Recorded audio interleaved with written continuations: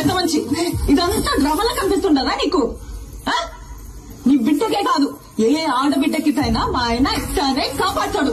అది ఆయన నీతి.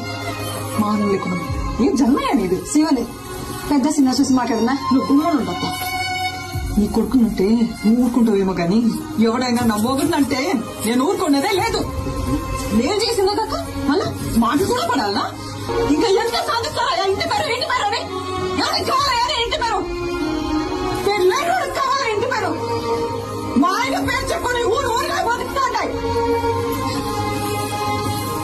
ఎవడం పుష్పాన్ని మేనేజర్, నువ్వు పుష్ప ఫ్రెండ్, నువ్వు పుష్పాన్ని డ్రైవర్, నువ్వు పుష్పాన్ని మనిషి.